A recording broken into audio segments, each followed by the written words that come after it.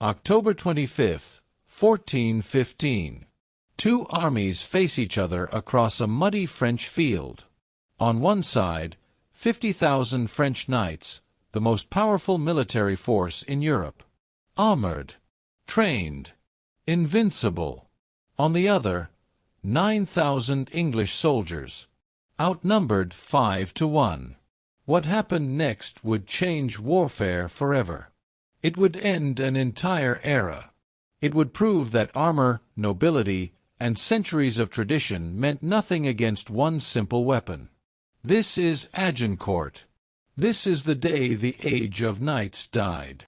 If you want to discover what weapon destroyed an entire military tradition, and why this battle still matters today, hit subscribe. And drop a comment. Did you know knights weren't invincible? Let's find out together. The year is 1415, and Europe trembles beneath the weight of French power. For over a century, the Kingdom of France has stood as the undisputed military superpower of the continent. Its knights are legendary, not merely soldiers, but demigods clad in steel. They have conquered kingdoms. They have crushed armies. They represent the absolute pinnacle of medieval warfare. King Henry V of England is desperate. His nation is poor. His treasury is empty. His army is a fraction of France's strength. Yet he has committed to the impossible, reclaim his ancestral lands in France through military conquest. Most observers believe he is insane. His advisors warned him. His nobles questioned him. But Henry V is not a man who accepts defeat before the battle begins. The English king has gathered approximately 9,000 soldiers. Among them are 5,000 archers, men considered inferior by the European nobility. In the chivalric hierarchy of the medieval world, archers rank far below knights. They are commoners, peasants, expendable. Knights spend years in training, learning swordsmanship and horsemanship. Archers, they simply pull strings. It is not a noble profession. But Henry V knows something the French do not. He understands that the world is changing. He comprehends that tradition and armor are not enough. He believes that his archers, dismissed by everyone as mere support troops, might be the key to the impossible. The French, meanwhile, prepare for slaughter. They do not see England's army as a threat. They see it as an opportunity. King Charles VI is in poor mental health, but his generals are confident. The French nobility sees this campaign as a chance to rid themselves of an irritating English king and reclaim complete dominance over their lands. French chivalry has crushed English armies before. Poitiers, Crécy. These are not distant memories, they are recent scars. Yet somehow, the French convince themselves that this time will be different. This time they will overwhelm through sheer force. This time the English will break. The armies march toward each other like two titans on a collision course. Along the way, they are shadowed by disease, hunger, and the brutal realities of medieval warfare. Soldiers die before they ever see combat. Horses collapse. Supply lines break. Yet both armies push forward, driven by the promises of their kings and the hunger for glory. By October, the two forces are finally close. They can smell each other now. They can hear rumors and reports. The French are so numerous that scouts report the English cannot possibly escape. There is only one path for Henry's army: forward into battle or retreat in shame. The night before the battle, as darkness falls over the French countryside, something extraordinary happens in the English camp. Henry V moves among his soldiers. He speaks to them as equals. He tells them they will accomplish the impossible. He does not promise them safety. He promises them immortality. He promises them that this day, if they stand firm, will be remembered for centuries. The soldiers listen. They believe him. Because in that moment, despite being outnumbered 5-1, despite having no supply lines and no escape route, they accept their fate. They will fight. They will fight with everything they possess. Meanwhile, in the French camp, the mood is different. It is celebratory, confident. Knights are already discussing how they will divide the English ransom. They are already planning the execution of Henry V. They joke about the battle as though it is already won. Some historians report that French knights placed bets on which English soldier each would kill. The French do not understand that they are about to witness the end of an era. They do not know that by tomorrow's sunset, everything will be different. The age of knights is about to end, and an old weapon, wielded by common men, is about to change history forever. As dawn approaches, both armies prepare. But only one truly understands what is coming. What happens when the armies finally meet? The sun rises on October 25, 1415, pale and weak. A mist hangs over the field near the village of Agincourt, in northern France. The ground is mud, deep, thick, sucking mud that will prove far more important than anyone could imagine. Recent rain has turned the battlefield into a quagmire. Movement will be difficult. Speed will be nearly impossible. Henry V stands before his army as dawn breaks. His soldiers are exhausted. They have marched for weeks. They are hungry. Many are sick. They are facing an enemy that outnumbers them by 5-1. By all rational measures, they should be terrified. But Henry V does something unexpected. He does not rage or threaten. Instead, he speaks to them about immortality. He tells them that this day, if they stand firm, they will be remembered forever. He tells them that their names will echo through history. He tells them that their grandchildren will hear stories of this morning. It is a calculated move, and it works. The English soldiers find courage in the promise of eternal memory. Across the field, the French are preparing differently. Mounted knights are assembling into formations. Their armor glints in the weak morning light. They are an iron wall, magnificent and seemingly unstoppable. The French nobles are eager to engage. After weeks of pursuing the English, they are ready to finish this war in a single decisive charge. The French commanders make a critical decision. They will lead with cavalry. Mounted knights will charge directly at the English lines, crush them through sheer momentum and weight, and the infantry will follow up to finish the job. It is a classic medieval tactic. It has worked 1,000 times before. Why should this time be different? Henry V places his archers carefully. This is the crucial moment. He positions approximately 5,000 archers in a wedge formation on the flanks of his infantry. The archers carry a weapon called the longbow, a simple, elegant instrument made of wood and string. In the hands of a trained archer, it is devastatingly efficient. Each archer can loose between 8 and 15 arrows per minute. When concentrated in massed fire, arrows from longbows can penetrate armor at distance. But the French do not believe arrows are a serious threat. They wear plate armor, the most advanced protective technology of the age. Arrows bounce off. Knights are protected. This is what they believe. This is what they have always believed. At 7 a.m., the armies are positioned. Between them lies the muddy field. The French cavalry prepares to charge. This is the moment where centuries of medieval warfare tradition will meet something entirely new. The old world is about to collide with the future. Henry V gives the order. The English soldiers advance slowly across the mud. The archers begin to dig in, preparing their positions.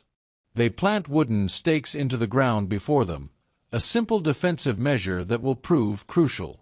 The French, seeing the English advance, interpret it as an act of aggression. They take it as an insult. Their cavalry begins to move. First at a walk, then at a trot, then faster. Thousands of mounted knights are now accelerating toward the English lines. The ground trembles beneath their hooves. The French commanders are confident this charge will break the English army within minutes. The English archers draw their bows. What happens in the next few seconds will be discussed by military historians for centuries. What happens in this moment will mark the boundary between the medieval world and the modern world. What happens here will prove that a peasant with a bow is more powerful than a noble in armor. The French cavalry charges across the mud. The English archers loose their arrows. What happens when arrows meet armored knights? The English archers do not hesitate. They do not pause to aim carefully at individual targets. Instead, they follow Henry V's orders, rain death from the sky. Thousands of arrows are nocked. Thousands of bowstrings are pulled back. Then, all at once, they release. The sound is indescribable. It is not the whistle of individual arrows. It is the roar of a storm. It is the sound of the sky itself tearing open. Historians describe it as a moment when daylight seemed to dim as arrows blocked out the sun. The charging French cavalry does not slow. The knights are armored. They believe themselves protected. But what they do not understand is that the longbow, in the hands of a trained archer, firing in massed formation, has penetrating power they have never encountered. The arrows are not meant to kill through armor. They are meant to wound horses and kill through sheer volume. The first wave of arrows hits the cavalry. Horses scream. Knights are thrown backward. Some arrows penetrate armor, striking the men beneath. Others strike horses, piercing hide and flesh. A trained warhorse is an expensive, valuable animal, and a wounded horse is chaos. It bucks. It rears. It throws its rider. The cavalry charge begins to break apart. But the French do not retreat. Instead, they continue forward, scrambling through the mud toward the English lines. Because turning back means admitting that arrows, fired by peasants, have halted the charge of French nobility. It is unthinkable. The archers continue to fire. Arrow after arrow after arrow. The rate of fire is relentless. Each archer is loosing 8 to 15 arrows per minute. Do the mathematics. 5,000 archers. 10 arrows per minute. That is 50,000 arrows per minute being fired at the French cavalry.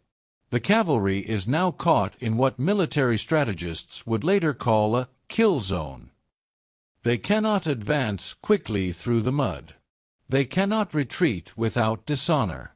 They can only die. Thousands of French soldiers are falling. But here is where it becomes even more brutal. The horses that are not killed are now panicked, injured, running. They are trampling other cavalry. They are creating chaos within the French ranks. The carefully organized charge is becoming a nightmare of confusion. The French infantry, advancing behind the cavalry, suddenly finds itself blocked by its own horsemen. The coordination is falling apart. The battle plan is collapsing. Henry V sees the chaos and understands. He orders his infantry to advance. The English soldiers, previously defensive, now attack.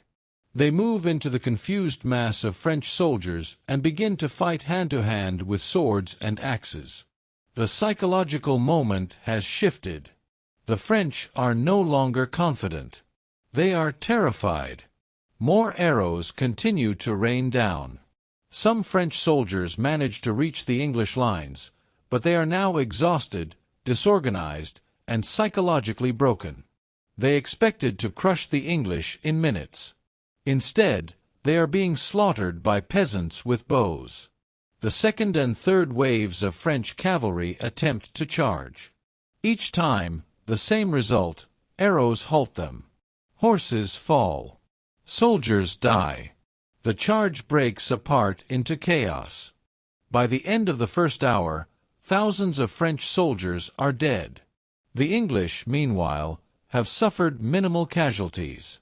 The ratio is staggering.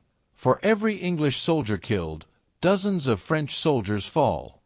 But here is what is truly significant. The French are not losing because they are outmatched in combat. They are losing because their entire understanding of warfare has become obsolete. Armor is not protection. Cavalry is not invincible. A peasant with a bow is more effective than a knight with a sword. An entire military tradition is dying in real time. The age of knights is ending before anyone fully understands what is happening. Will the French continue fighting, or will they break? The mud is now red.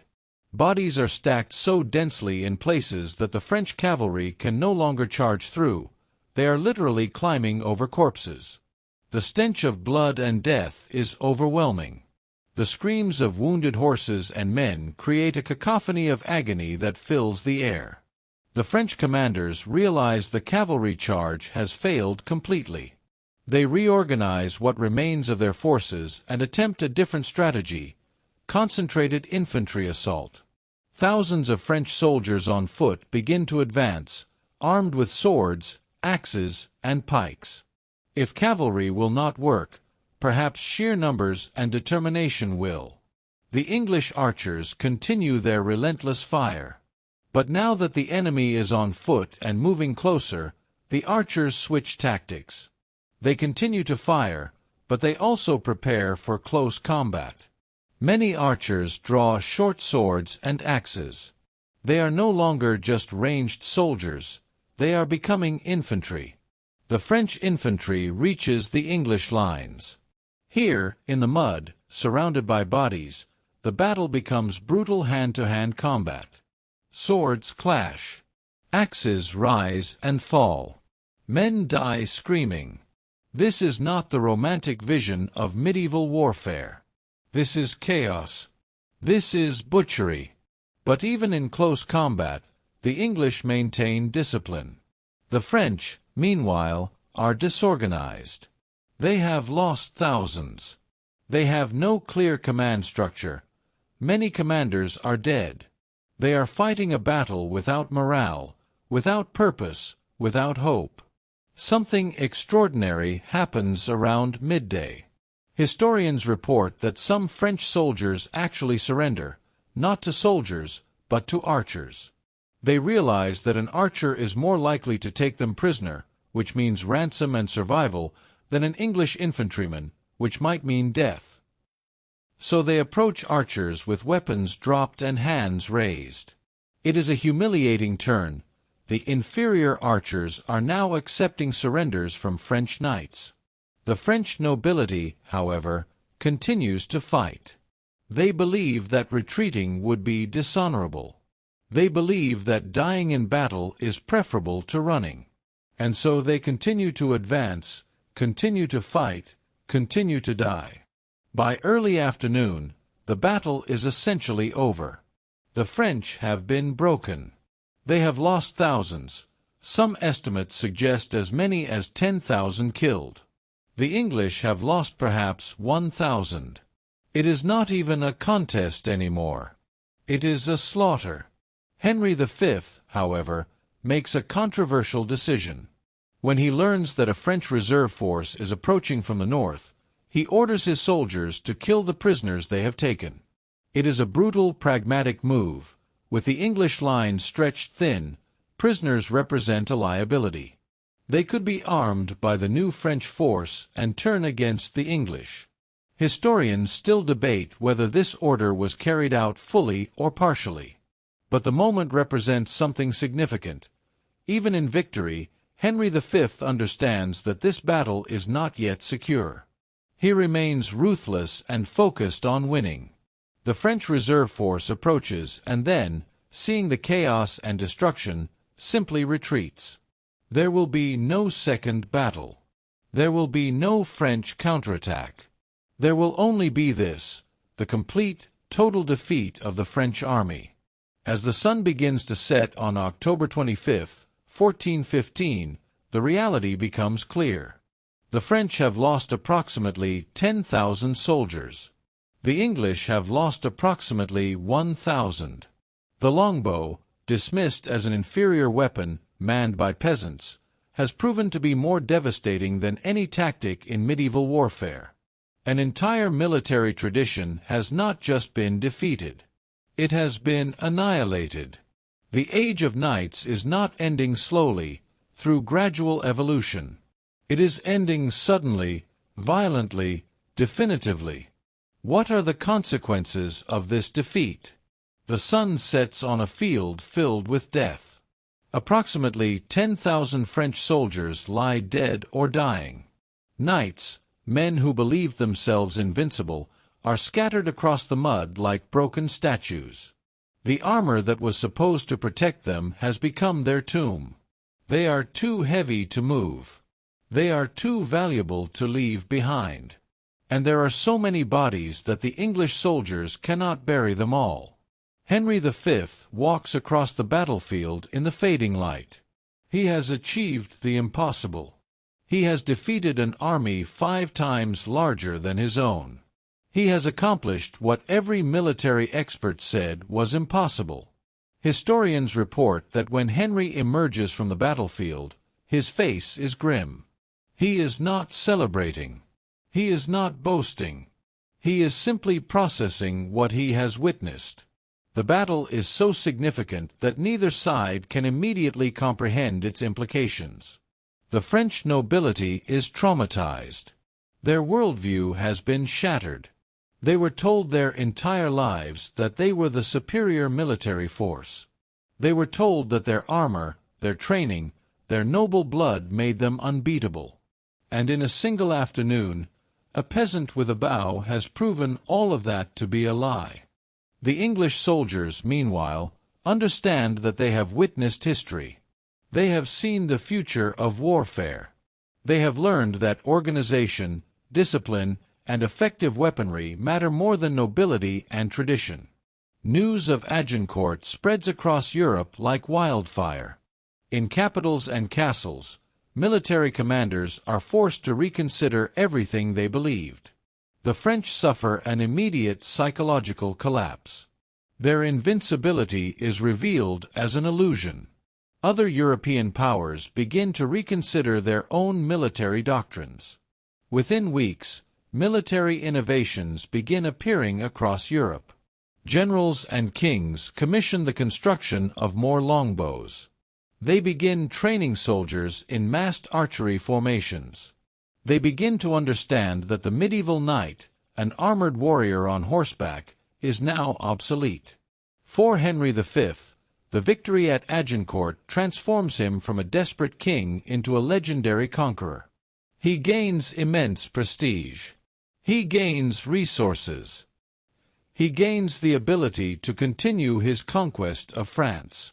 The battle becomes the foundation for a new English dominion over French territories. But here is what is truly remarkable. The consequences extend far beyond the immediate political situation. Agincourt marks a turning point in military history. It demonstrates that the medieval system, where armored knights formed the backbone of every army, is finished. The future belongs to armies that are organized, disciplined, and equipped with effective ranged weapons. Within a few decades, the musket will replace the longbow. But the lesson learned at Agincourt will persist. Ranged firepower, deployed in massed formations, is more effective than individual warriors in armor. Cavalry charges will eventually disappear entirely. Knights will become historical relics. In many ways, Agincourt marks the beginning of modern warfare. Not immediately, not obviously, but definitively. The peasant with a bow has proven more effective than the noble with a sword. That realization, that humble soldiers with humble weapons can overcome elite warriors with elite training, this realization will transform every military on earth. 4 centuries afterward, Agincourt will be studied. It will be analyzed. It will be referenced by military strategists.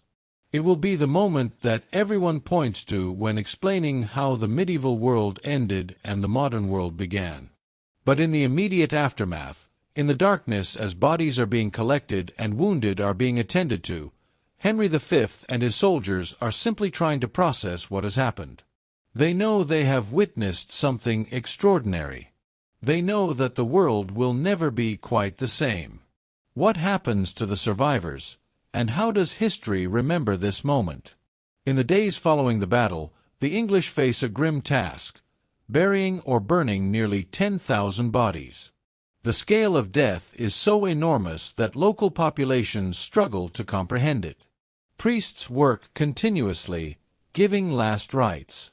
Soldiers dig mass graves. The stench of death permeates the countryside for weeks. Henry V, despite his victory, faces a practical problem. What does he do with thousands of French prisoners? He cannot feed them all. He cannot guard them all. In a controversial decision, he orders many executed. Whether this was mercy or necessity remains debated by historians, but the result is clear: more death, more horror, more blood added to the mud of Agincourt. The French nobility experiences collective trauma. The greatest warriors of the age have been humiliated by peasants.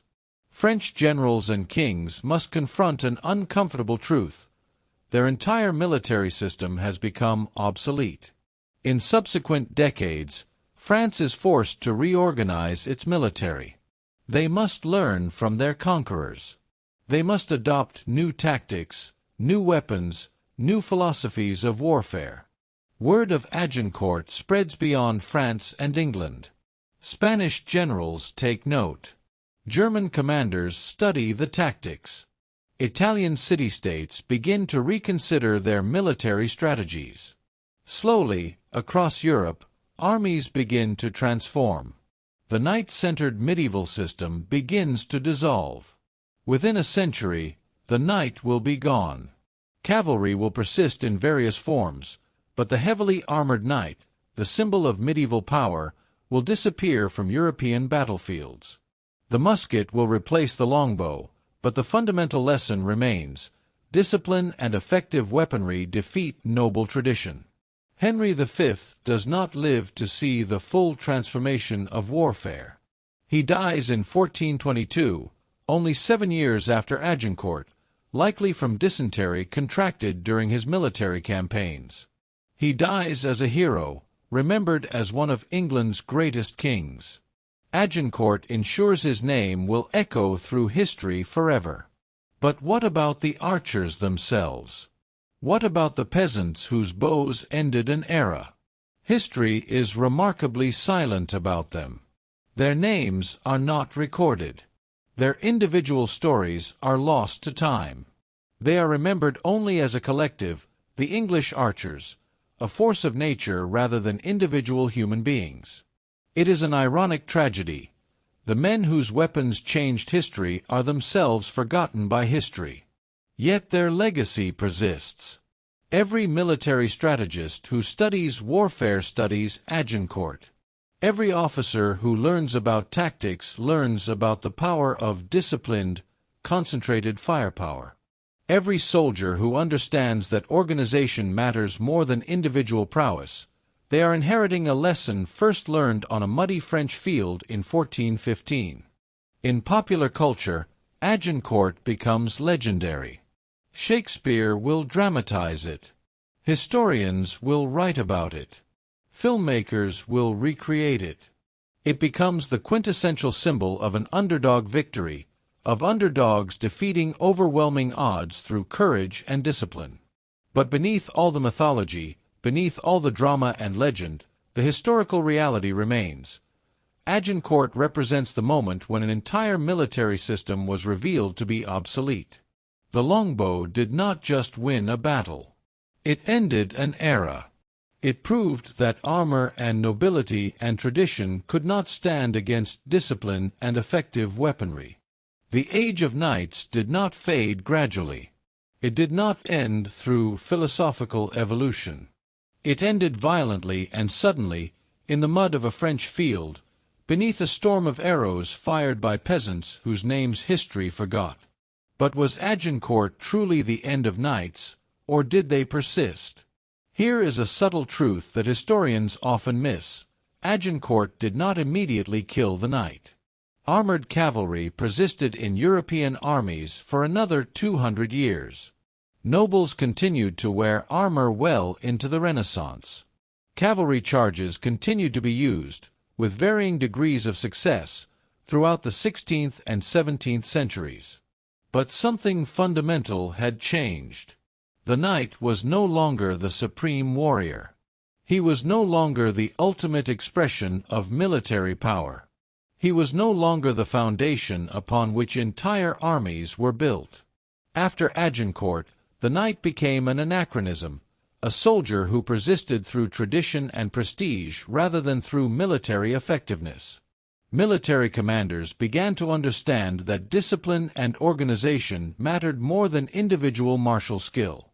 Armies started to be reorganized around pikemen and musketeers in disciplined formations rather than around mounted knights.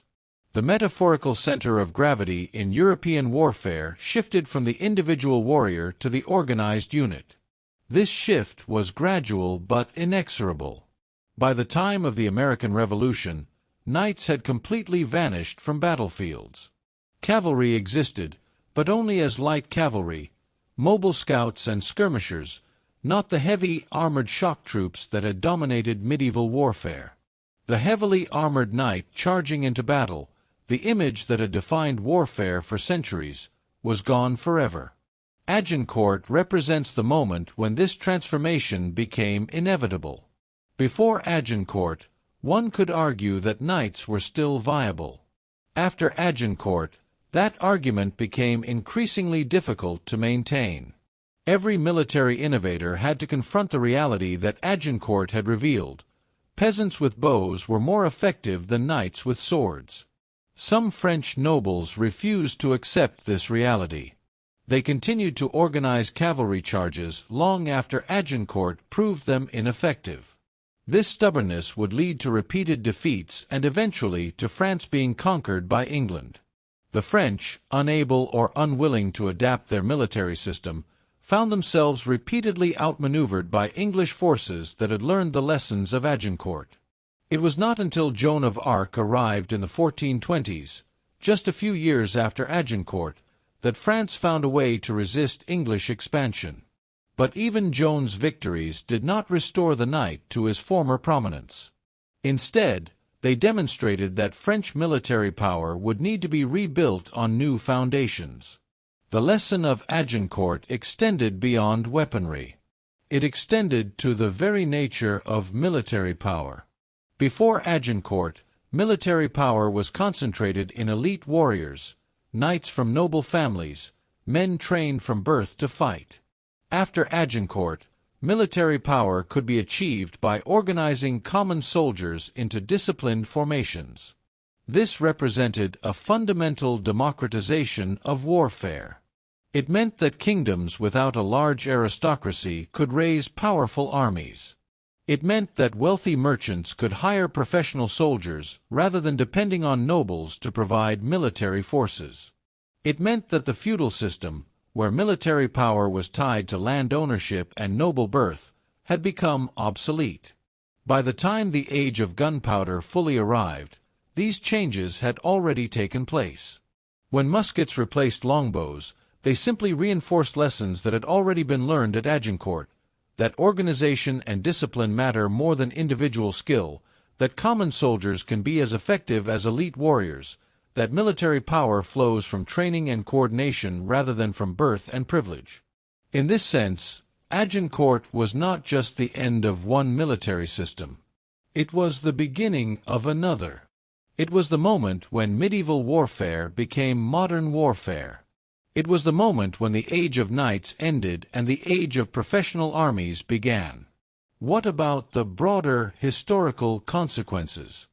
How did Agincourt reshape kingdoms and nations? The consequences of Agincourt extended far beyond military tactics. The battle fundamentally altered the political landscape of Europe. Henry V's victory gave England the upper hand in the 100 Years' War. It gave England the prestige and resources to continue conquering French territories. It transformed England from a struggling kingdom into a continental power.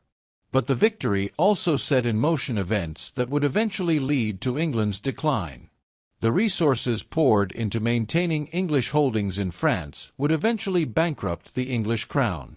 The 100 Years' War would ultimately fail, with France retaking all the territories that Henry V had conquered.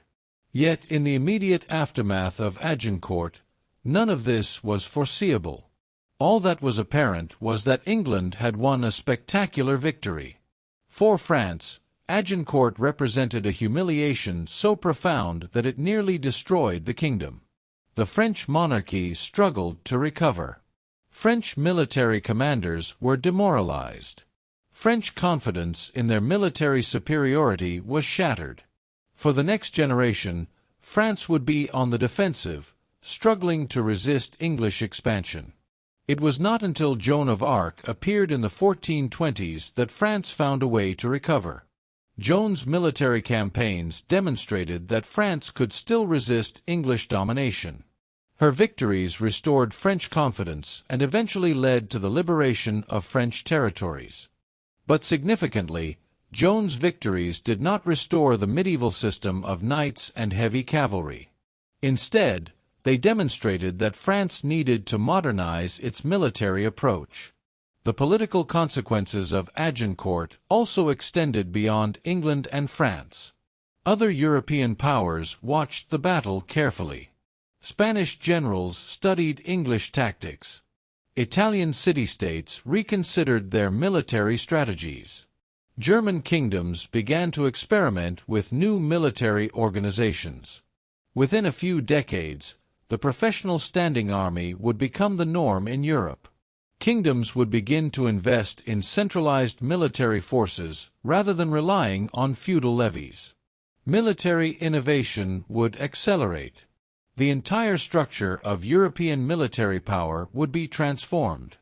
Economically, Agincourt had significant consequences. The concentration of military power in professional armies rather than feudal levies meant that military power could be concentrated more efficiently. It also meant that kingdoms with access to capital and resources could build superior armies. This advantage would eventually lead to the rise of centralized nation-states with professional military structures. Socially, Agincourt represented a fundamental shift in how power was distributed. Before Agincourt, military power was concentrated in the aristocracy. Knights, men born to noble families, were the supreme warriors. After Agincourt, military power could be achieved by organizing common soldiers effectively. This did not lead to immediate social revolution, but it created the foundation for eventual changes in social structure. The peasant archer who learned to use the longbow effectively was more powerful than the noble knight with centuries of martial tradition. This was a shocking realization that challenged the entire feudal hierarchy. If a peasant with training could overcome a noble knight, then perhaps the entire system of noble privilege was less justified than previously assumed. This is not to say that Agincourt directly caused social revolution or the overthrow of aristocratic systems. It did not. But it represented the beginning of a long process through which the authority and power of the aristocracy would gradually erode. By the time the French Revolution arrived, 3 centuries later, the idea that military power should be concentrated in professional soldiers rather than in a nobility of birth was fully established. In this sense, Agincourt can be seen as a beginning point for the transformation of Europe from feudal medieval society into the modern nation-state system. It was the moment when the old order was revealed to be insufficient. It was the moment when the future became inevitable. What are the ultimate lessons of Agincourt? Military historians have studied Agincourt for more than 600 years. Officers have attended academies where Agincourt is analyzed. Strategists have written thousands of papers examining how Henry V achieved victory. Yet the most important lessons are often overlooked in favor of more superficial analysis. The popular understanding of Agincourt usually focuses on the longbow. The longbow was the secret weapon, the narrative goes. The longbow won the day. The longbow changed history. This is not entirely incorrect, but it misses the deeper truth. The real secret weapon at Agincourt was not the bow itself. It was discipline. It was training. It was organization. It was Henry V's ability to coordinate thousands of soldiers in a cohesive, disciplined formation. It was the English archers' understanding of their role and their commitment to executing that role perfectly. The French had the advantage in numbers. They had the advantage in individual warrior skill.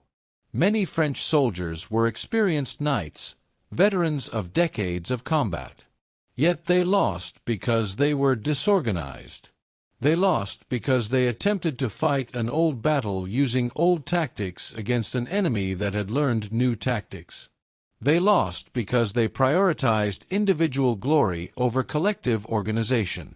This lesson extends far beyond medieval warfare. Throughout history, disciplined forces with clear objectives have repeatedly overcome larger forces without such discipline. From ancient Rome to modern military campaigns, the same principle persists. Organization and discipline matter more than raw numbers or individual skill. Another crucial lesson involves technological adaptation. Henry V understood that weapons technology was changing. The longbow was not a revolutionary new technology. It had existed for centuries. But Henry V understood how to use it effectively. He understood how to organize archers into formations that multiplied their effectiveness. He understood that traditional tactics were becoming obsolete. This lesson about technological adaptation has echoed through history. Every successful military commander has been someone who understood emerging technologies and figured out how to exploit them. Every failed military leader has been someone who clung to outdated tactics and refused to adapt. A third crucial lesson involves the importance of effective leadership. Henry V could have been a mediocre king squandering his resources on an impossible quest. Instead, he was a visionary commander who understood the future of warfare. He inspired his soldiers. He made them believe that victory was possible despite overwhelming odds. He organized them in ways that played to their strengths rather than their weaknesses. These qualities of leadership were as important to the English victory as the longbow itself. Yet perhaps the deepest lesson of Agincourt is this: established systems, no matter how old or powerful they seem, can be rendered obsolete suddenly and violently. The feudal system of knights and noble privilege seemed permanent. It had existed for centuries. It had weathered countless challenges. Yet a single battlefield revealed its fundamental obsolescence. Within a few generations, the entire system had been abandoned. This pattern repeats throughout history. Technologies that seem permanent become obsolete. Systems of power that seem eternal collapse. Paradigms that seem unquestionable are overturned. Agincourt is one of history's clearest demonstrations of this principle. For modern readers, Agincourt offers lessons that extend beyond military strategy. It demonstrates that organizational systems, whether military, economic, or social, can be suddenly and radically transformed by people who understand the emerging future better than defenders of the status quo. It demonstrates that small, disciplined groups with clear vision can overcome large, disorganized forces with more resources. It demonstrates that established wisdom can be wrong, and that those who are willing to think differently can achieve extraordinary things. This is why Agincourt endures in human memory. It is not simply a story about a medieval battle. It is a story about the fundamental nature of change, power, and human capability. How do we remember Agincourt today, and what does it tell us about our own future? In the centuries following the battle, Agincourt has been remembered, rewritten, dramatized, and mythologized countless times. Each generation has added layers of meaning to the story. Each culture has interpreted it through its own lens. Yet the core narrative remains powerful. A smaller, disciplined force defeats a larger, disorganized force through superior tactics and technology. Shakespeare immortalized Agincourt in his play Henry V. Written more than 180 years after the actual battle, Shakespeare's version emphasizes the heroic, romantic elements. He portrays Henry V as a magnificent leader who inspires his soldiers through stirring rhetoric. He portrays the battle as an epic confrontation between good and evil, between justice and tyranny. The historical reality was Messier, more brutal, less romantic. But Shakespeare understood something important. People do not remember battles through historical accuracy. They remember battles through narrative power. They remember stories that inspire, stories that demonstrate human courage and vision, stories that reveal profound truths about the human condition. In the 19th century, as nationalism swept across Europe, Agincourt was reinterpreted as a story about English national identity. The battle became proof of English superiority. It became a moment when English culture, English determination, and English military genius demonstrated its dominance. This interpretation was historically inaccurate. Agincourt says nothing about innate national characteristics, but it was culturally powerful. In the 20th century, after World War II, Agincourt was sometimes interpreted as a story about the triumph of the underdog, about how small nations could resist tyranny through determination and courage. This interpretation ignored the fact that Henry V was not fighting for freedom but for territorial conquest, but it reflected the 20th century's preoccupation with themes of resistance and liberation. In the modern era, Agincourt has become a business school case study. MBA programs analyze Henry V leadership techniques. Corporate strategists study how a smaller, more disciplined organization overcame a larger competitor. Agincourt has become a metaphor for competitive advantage and strategic thinking. What is remarkable is that Agincourt remains relevant across all these interpretations. It continues to teach lessons because its core story, discipline defeating disorder, innovation defeating tradition, organization defeating size, is fundamentally relevant to human experience. Every age can find meaning in Agincourt because every age faces similar challenges. How to innovate, how to organize effectively, how to overcome apparently overwhelming odds. The archaeological evidence of Agincourt remains sparse. The battlefield itself is now a quiet field in northern France. Tourists visit occasionally. Historians continue to debate specific details. But the bones of thousands of soldiers rest beneath that soil, silent witnesses to a moment that changed history.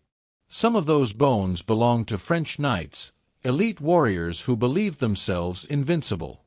Some belong to English archers, peasants whose names were never recorded but whose arrows changed the course of human history.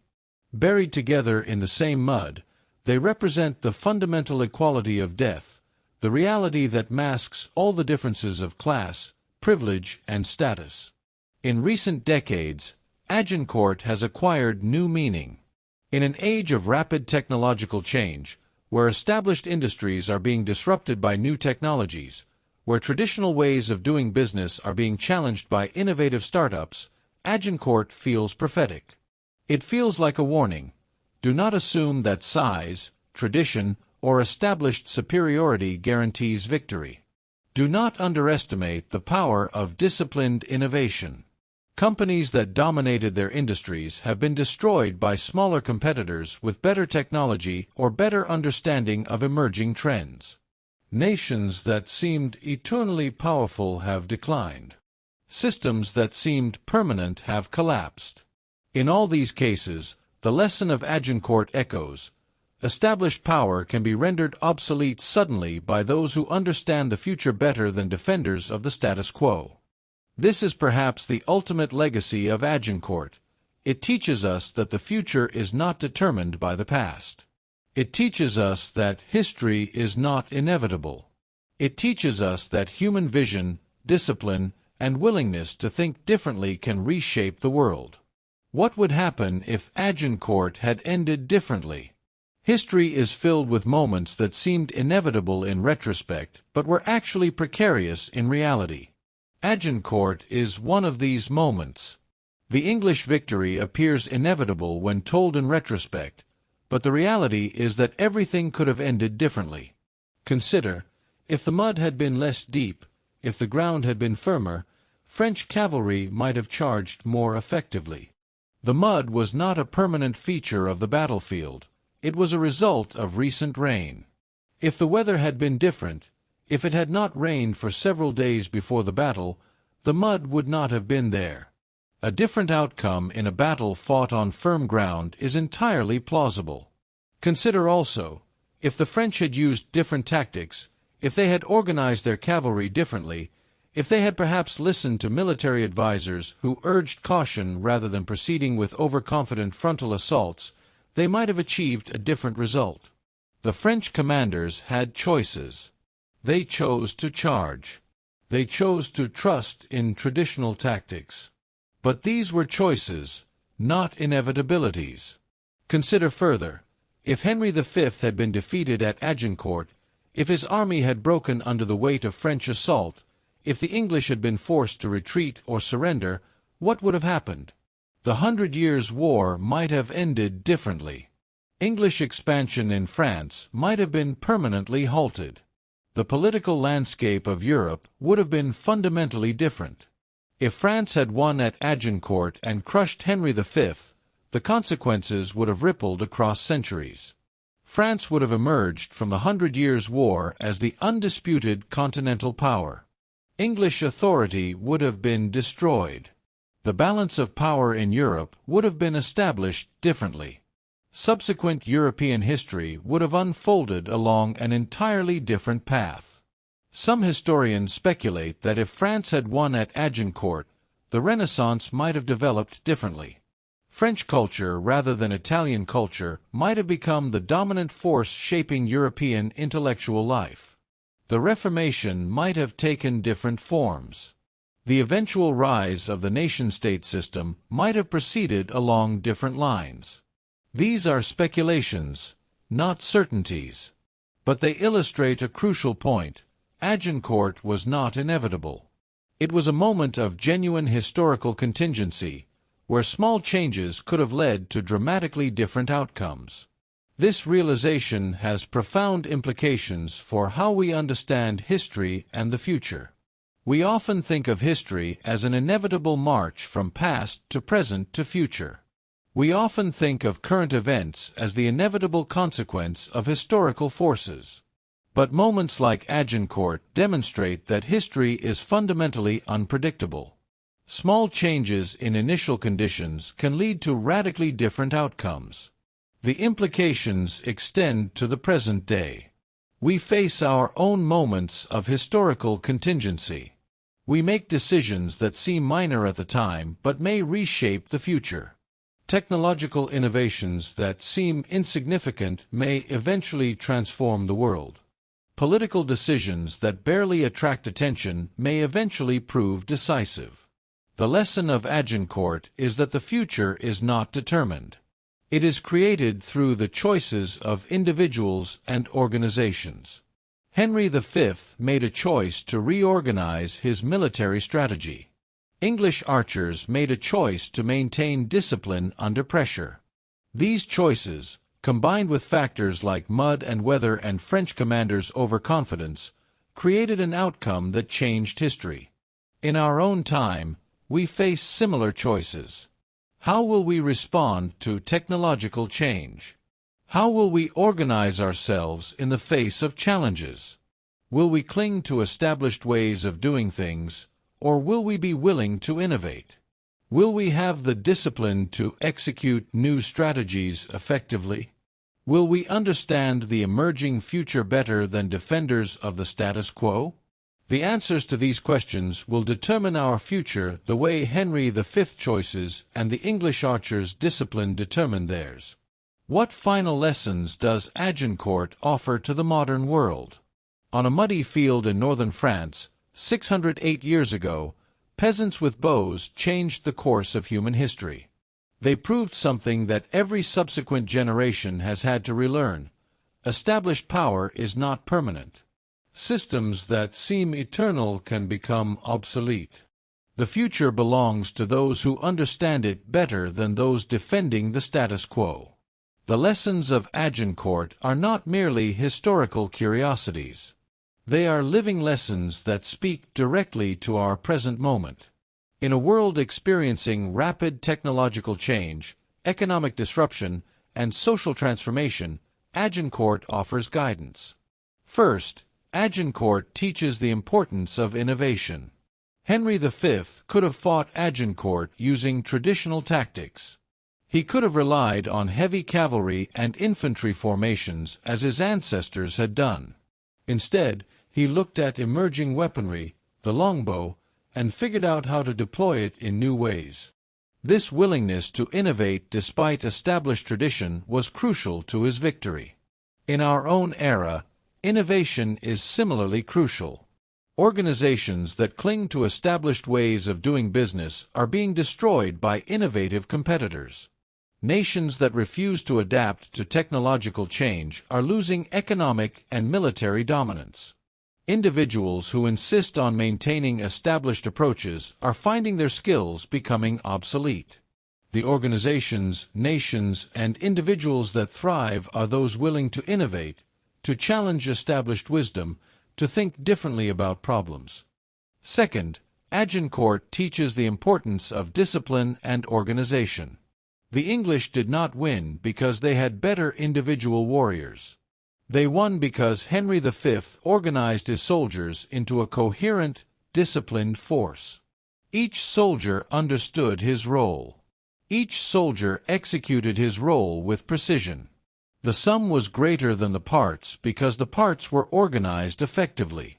In modern organizations, whether military, corporate, or governmental, this lesson persists. Organizations with clear objectives, defined roles, and disciplined execution consistently outperform larger organizations with more resources but less clarity and discipline. Discipline and organization are not just military virtues. They are the foundation of effective action in any domain. Third, Agincourt teaches the importance of understanding your adversary. Henry V understood French tactics. He understood that French commanders would likely rely on cavalry charges. He organized his forces in a way that was specifically designed to defeat these charges. He did not attempt to beat the French at their own game. Instead, he understood what the French would likely do and organized his response accordingly. In business, in politics, in strategy of all kinds, this principle applies.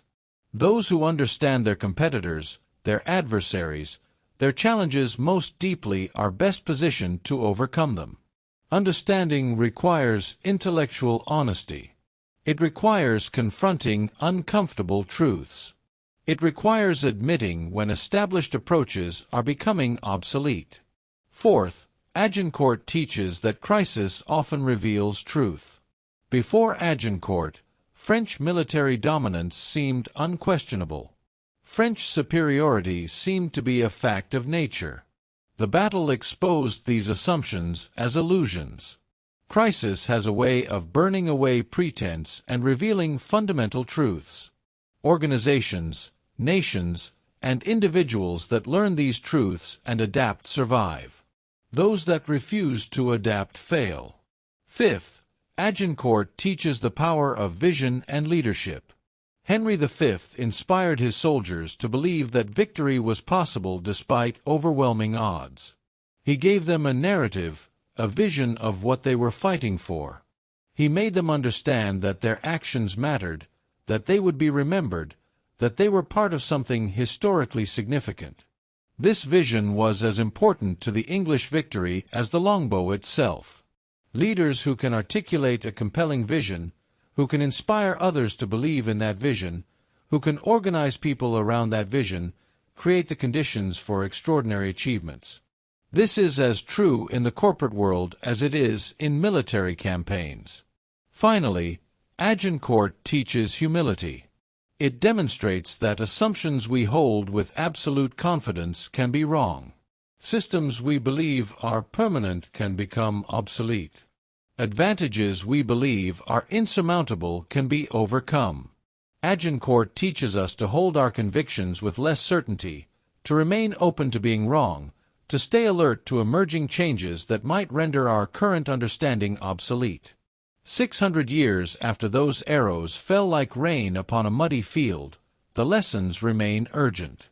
In a world experiencing rapid change, in a time when established systems are being challenged by new approaches, in an era when the future is being shaped by those willing to think differently, Agincourt speaks to us. It tells us that the future is not fixed. It tells us that discipline and innovation can overcome apparent impossibility. It tells us that the age we know is ending and a new age is being born. And it reminds us that we, like the English archers at Agincourt, have the power to shape which future emerges. 600 years later, the mud has dried. The bodies are gone. But the lesson remains: established power is never permanent.